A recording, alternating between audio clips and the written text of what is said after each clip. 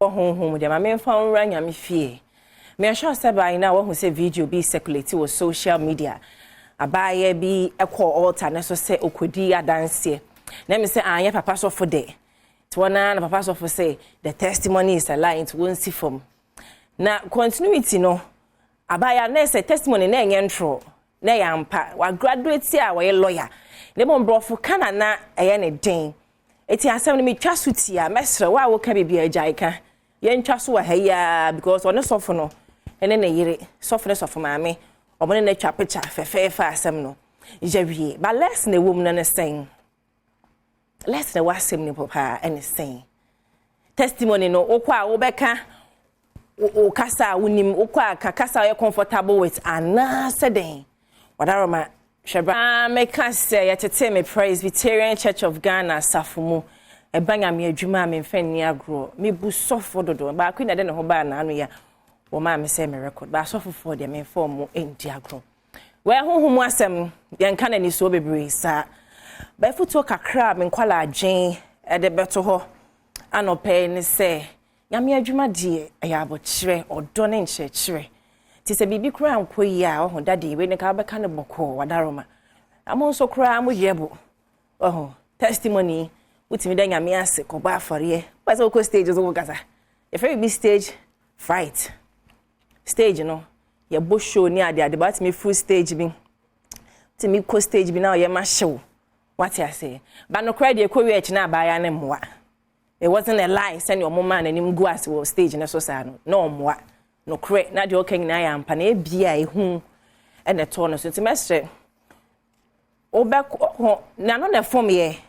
no moa na no na form ye so beka LLB no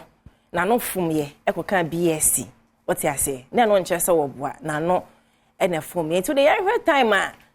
ye ko hu say ya ampa wo mutimi ni twa amfoni and bedwan gas wo nya mini paint obo so de fa baby sa but wo de her reconciliation no mood no akoye different e wa ha say what I say bibi asembe nya abotre asembe nya abotre sada me kan honhom asem de nka na ni so trasa wa chiranko what I say ti ma me fancy na me na aboafo asra me kai wo say Ghana Entrepreneurship Week no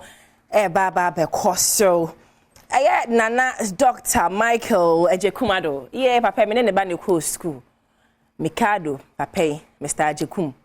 Me ne ba be mu e friend akwasi Ajekum. Me ne call Matters of Uganda ko KN University. Joshua me no ya brewo school papa, nya say me baby, we nti me baby aba be book na dog launch no. Nyame Adom e be ko so AICC on the 2nd of May 2024 4 p.m. There will also be a trade exhibition alongside the book launch.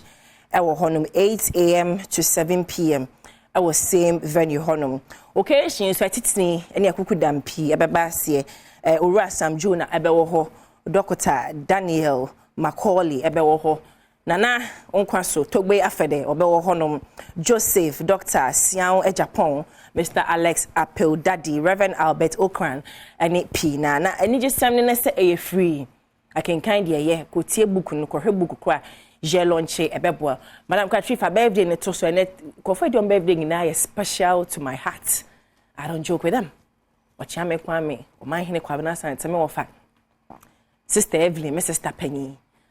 but we bra Penny okay today is going to be okay. Ocha me kwa me na world ocha me kwa me day nyame ensure bra Penny say a few commands bebo bra na de bia watch out to look out for me no I'm grateful nyame shall be bree onto kwanem je be shia we chi honum happy birthday Mrs. Tapanyini when I'm dinner chimienu Sister Evelyn ne nickname ya Mama Flexi na so Flexi no hwanya asem ketwa akosi akase wa nyame ensure you are such a beautiful soul big sister die no well lead good example amana ye fe Amami ye mama danke chupenta ko he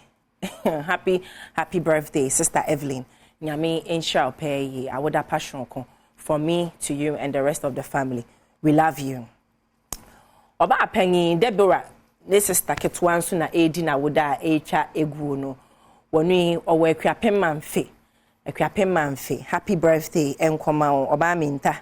woni happy birthday there's a usle wo pepo ne so ente sa ye be hia wa akua pema mfi o da bi si o chima o dodo or big surprise mawo na ya nyina ya de nyina ye wo fa ye papa ye bra panyi a je se wo nipa dodo wo fa wo de wa asem de ka se ye ka ye nwie ne ade be chien wo akoma pa wo do nipa oh papa yi sanya me amman kwatenti ahodi wo mpa nipa bebre na bebre because nipa dan wo doso nyame nhyaw onhwe ne mangu botomo na inflow oh ofa nyame nhyaw bebre for maami chi nkwala no enkanka ija oni ye adwuma wa hadie yeto so ani sorry happy birthday enkoma oman hene kwabena asante well done oman hene day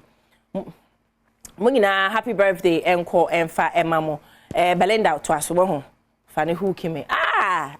na dia na me hu efese awon fe tete wo mojamu ai happy birthday Belinda let's say dem amudi ma wo da nyina mo ya guy pa o nyame sha obabi Belinda tuntum sevio awon fe na tete so ba hema happy Thomas bechrem ent me masa bechrem Thomas so ma happy birthday baby girl Thomas so de me na menu aketo no ti bibia ni amesan we de masan kra dada wate enkasa fabrics eton fabrics assault bebre fe kama material bia wo pe e de apamata de ahya ko occasion bia no enkasa fabric omo akra makola ho omo ben Matadis bookshop honom bomodia esomo mo emame Esther Ann e makeup department wo chimani me de amame kama ni the crobo is shining on my face Esther Ann ensan wadwuma eno well be Kofi Ampedum well special thanks my gene ben online well be Kofi Ampedum my boss Amam Poma Bagels my producer Madam Catherine Thomas Nana omungina weche Kelvin but amungina masuba inside cinematographers no more master Adom wa ha papa sofu wa ha baby girl wa ha Mr. Quaver so wa ha na me pon na me kai was say Joy Prime for family arena no baso dwumadia wo na wabusuafo media agro na yenche osika MP so de Joy Prime pay sister station no me show for TV ne to na tie nkra bia e wachi family arena baso live Joy Prime PR big shout out to you. I'm the guy's queen ushamu kuma nyabuche sensuoto fabum boza makrao